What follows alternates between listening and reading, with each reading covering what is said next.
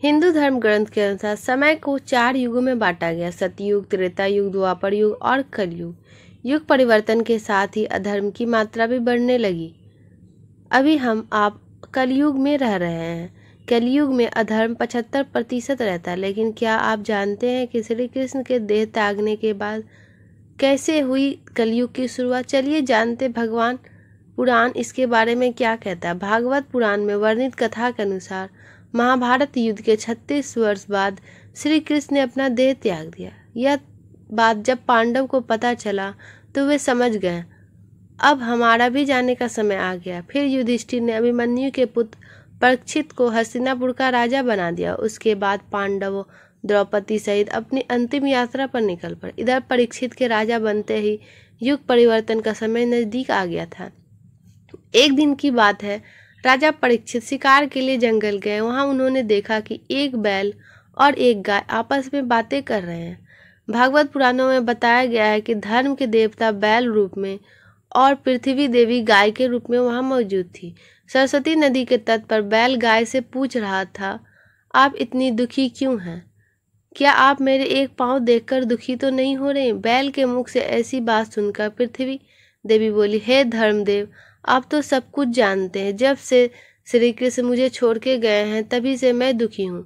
तभी राजा परीक्षित ने देखा कि एक मुकुट पहना व्यक्ति धर्म रूपी बैल को डंडे से पीट रहा है और गाय को लात मार रहा है। गाय और बैल को इस तरह पीटता देख राजा परीक्षित क्रोधित हो उठा और पास आकर बोला, रे पापी, तू इन दोनों को क्यों मार रहा है? रे पापी, तू कौन है? मेरे राज्य में तुम्हें ऐसा करने का साहस कैसे हुआ? मैं इसकी सजा तुम्हें अवश्य दूंगा। इतना कहकर राजा परीक्षित ने तलवार निकाल ली और कहा, आज तेरी मौत निश्चित है। अब तू मुझसे नहीं बच सकता। राजा परीक्षित के हाथों में तलवार को देखकर वह व्यक्ति डर से कांपने लगा। फिर बोला, महाराज, मैं कलयुग हूँ और यहाँ वास करने आया। इतना कहकर वह राजा के चरणों में गिर गया। तब राजा परीक्षित ने कहा, तुम अब मेरी शरण में हो। अब मैं तुम्हें मारूंगा नहीं, लेकिन इसी समय मेरे राज्य से निकल जा। कलयुग ने कहा, महाराज, पूरी पृथ्वी पर तो आपका ही राज्य है, मैं कहाँ जाऊं? तब राजा परीक्षित ने उन्हें 4 स्थान रहने को दिए। राजा ने कहा, तुम गंदी, हिंसा, वैश्यालय और जुए के धन में निवास कर सकोगे। राजा परीक्षित की बात सुनकर कलयुग ने एक और स्थान रहने को मांगा। तब राजा ने उसे सोने अर्थात स्वर्ण में निवास करने को कहा। समय बीतता गया और एक दिन राजा संध्योपासना के समय पवित्र होना भूल गए। उसी समय कलयुग ने उनके मुकुट में प्रवेश कर लिया जो सोने से बना हुआ था। उसके बाद एक दिन राजा शिकार को गए तो उन्हें जोर की प्यास लगी। वह प्यास की स्थिति एक ऋषि के आश्रम में गए। ऋषि उस समय तपस्या में लीन थे। राजा ने उसे जल देने को कहा, लेकिन तपस्या में लीन होने के कारण वह राजा की बात सुन नहीं सके। बार बार कहने पर भी जब राजा परीक्षित को पानी नहीं मिला तो उन्होंने एक मृत सांप को ऋषि के गले में डाल दिया और वहां से चले गए।